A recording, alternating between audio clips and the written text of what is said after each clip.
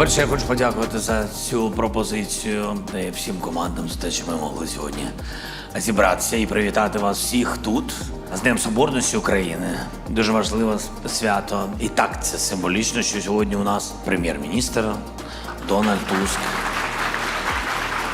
Kiedy pan prezydent Коли пан президент запропонував, щоб в День Соборності України відзначити спільно разом з українськими студентками і студентами на Київському університеті, то я зразу подумав, що це найкращий з можливих способів, щоб про єдність України, але також про єдність всіх людей доброї волі у світі розмовляти з таким поглядом в майбуття.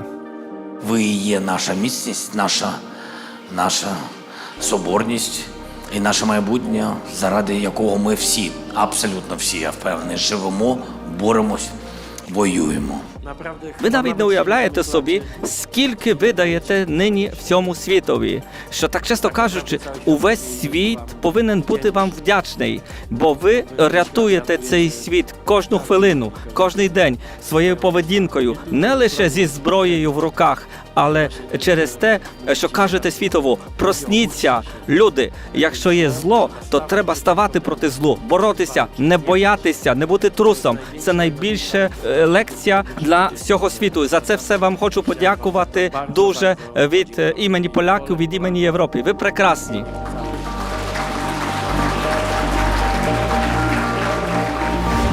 Як відомо, Україна взяла курс на членство в НАТО, і в тому числі у військових сферах.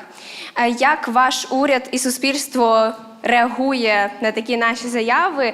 Та чи вважаєте ви, що українська армія зможе посилити мілітарну силу Альянсу? Дякую. co do Щодо jakości якості української армії, а пан президент багатократно про це згадував, то сьогодні це одна з найкраще підготовлених do wojny до війни армій. На жаль, бо війна вимусила. І ніхто не має сумніву ані в Польщі, ані в Європі, ані в НАТО, що сьогодні українська армія є однією з найкраще підготовлених у світі до збройних дій. Ми, поляки, добре розуміємо, що таке російська агресія. jakie to jest І який це виклик? НАТО було б зрозуміло набагато сильнішим, якби Україна стала членом НАТО. to też Тому завданням, між іншим, польського уряду є переконувати всіх скептиків, що це в інтересі кожної членської держави НАТО, і НАТО як цілості є те, щоб Україна якнайшвидше стала членом НАТО. Це для мене просте, як таке пряме просте, як 2+2.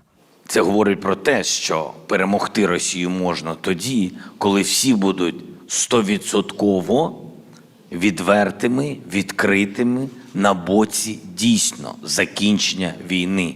І будуть думати про те, що сказав Дональд, про безпеку суспільства, а не про свою особисту політичну безпеку.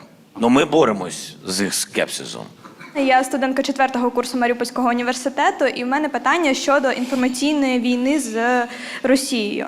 Наразі ІПСО нашого ворога, воно дуже активне і набирає обертів. Тож в мене питання саме, як ви вважаєте, які заходи є найбільш дієвими для оборони інформаційного простору України та що треба зробити, які заходи можна впровадити для того, щоб не підривалася довіра до України з боку міжнародного суспільства?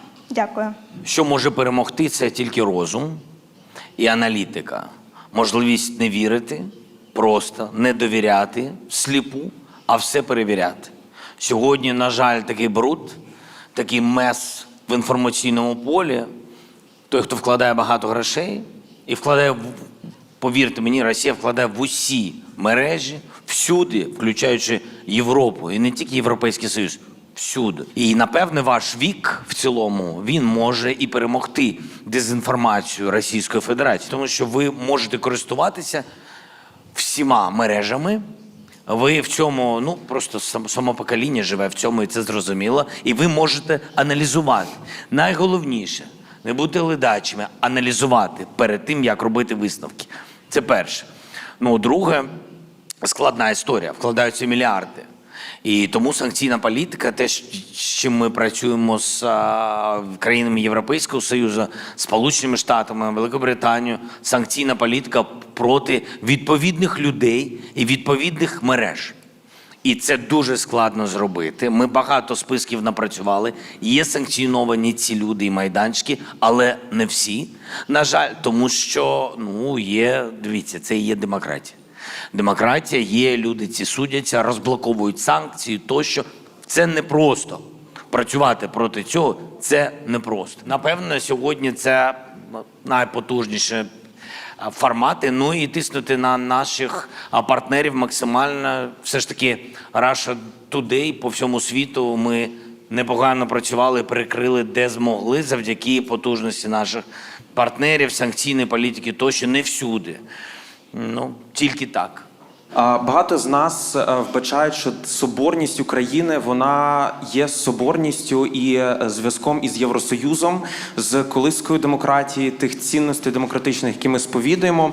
І, зокрема, пан Туск зазначив, що має бути жодних компромісів в цьому питанні стосовно України. Однак багато країн або вже послідовно, або з нещодавнього часу вважають інакше і поширюють такі наративи, що Україні не місце в Євросоюзі, і Україні не місце в євроатлантичній інтеграції. Що ви скажете з цього приводу? Яким чином можна змінити цю парадигму ставлення до України як по-справжньому центру Європи і демократії, власне, за яку ми зараз боремось? Дякую. Дивіться, Україна не країна риторики, а країна дій, тому що ми в війні. І ми навчилися це робити. А мені здається, неважливо, які йдуть сигнали від того чи іншого лідера. Питання в нас, чого хочемо ми. Ви ставите завдання, і в будь-якому питанні в вашому житті так буде. Ви ставите завдання. Багато людей не буде на вашому боці. Хтось буде проти, хтось буде... Комусь буде все одно. В більшості своїй багато людей, кому все одно. Якось воно пливе і пливе. І тому тут дуже важливо, чого хочете ви. Україні потрібно бути в Європейському Союзі. Це вибір, не тільки геополітичний вибір, ціннісний. І якщо говорити мовою прагматичною, це великий ринок, велика економіка для України, великі можливості для нашого майбутнього. І а вже ж цінності наші там, точно не в Росії. І тому вибір зрозумілий. І тому ви ставите для себе таку ціль – Європейський Союз. Європейський Союз, неважливо, які йдуть політичні гасла, ви повинні зрозуміти, що де найпотужніший сьогодні агропромисловий комплекс тут, і де найпотужніша армія Європи саме тут, в Україні. І цей захист, він справедливий. Тому що ми можемо говорити про цінності, і це дуже важливо, а можемо з вами просто говорити про життя. І поки що тільки ми віддаємо життя своїх людей. Це не іграшка, бо це дуже дороговартісно. І тому наша ціль, і не просто так ми отримали кандидатство, і не просто так accession negotiation, позитивний сигнал щодо відкриття нашого діалогу і відкритий шлях майбутнє до Європейського Союзу. Тому що ми реально це вибороли. І це абсолютний факт. І так само, як і з цілями Росії. Яка різниця, що говорить Росія? Це так само, вона дуже велика держава за розміром, дуже велика армія. І якщо вона говорить, що вона завтра нас зруйнує, важливо, що кажете ви собі. Стоїмо, воюємо, виборемо незалежність. Важлива ваша позиція. Якщо ми внутрішньо об'єднані, ми дуже міцні. Ну, ніхто з нами нічого не зробить. І я в цьому впевнений. Абсолютно. Які найбільш перспективні галузі польсько-української співпраці ви бачите? На вашу думку, чому ви вважаєте їх перспективними і які, можливо, рухи в плані їх реалізації зараз виконуються? Дякую. Попри складну історію, Ми під час років війни збудували незвичайну солідарність і взаємну довіру. І це не лише на рівні урядів, президентів, бо це легко, але на рівні суспільств. Є війна.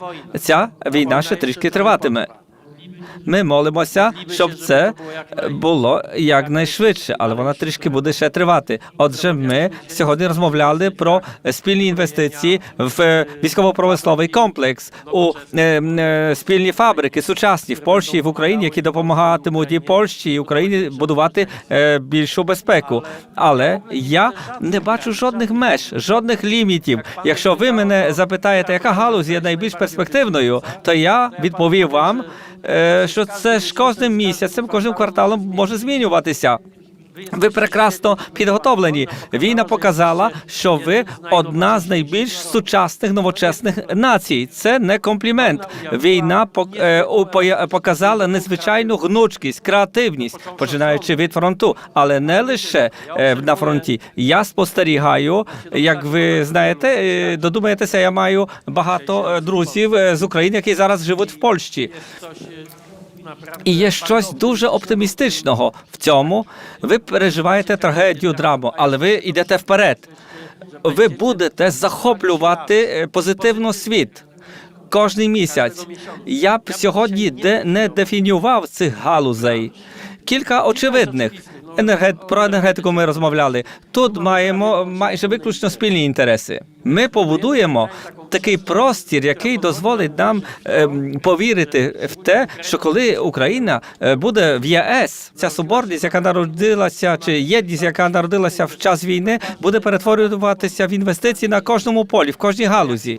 І ваше покоління побудує цей справжній твердий фундамент під взаємну пошану, спільні інтереси і глибоку закорінену солідарність і взаємопошану. Там, де складнощі, при нормальних стосунках, нормальних відносинах з повагою один до одного, можна здобути спільні перемоги. Тому там, де є складнощі, логістика, агропромисловий комплекс, можуть бути спільні великі перемоги наших обох держав, бо ми дуже багаті на це. І агропромисловий комплекс дуже швидко розвивається в Україні. Плюс технології тощо, тобто сільське господарство можуть бути спільними перемогами. Друге, на жаль, є такий виклик, як Росія. На жаль, є такий ризик, як Білорусь. Знов, це складнощі, які можуть бути спільними перемогами для нас з Польщею. Це говорить про те, що ми можемо розвиватися в кібербезпеці, в цілому в безпеці, а також спільне виробництво defend industry. Да? Різне. Коли ми говоримо зброю, не треба боятися цього абсолютно. Навпаки, треба мати технології, щоб бути потужнішим, щоб міг захистити себе. І навіть іноді не треба це використовувати. Технології боїться ворог, боїться, що ти можеш їх використати. Далі, на що б я звернув увагу, мені здається, можна звернути увагу на освіту, про яку зараз сказав прем'єр-міністр. Абсолютно правий. Через наші близькі стосунки, через те, що був такий великий виклик на початку війни, і багато українців там мають освіту, спільні освітні програми з Польщею. Я думаю, що це важливо далі розвивати. Що стосується історії, ви історик, і прем'єр-міністр історик, і він каже, що ви молоді, а він вже... А я вважаю, що у нас є ще час з вами. Дуже розраховую на вашу енергію, пане прем'єр-міністр.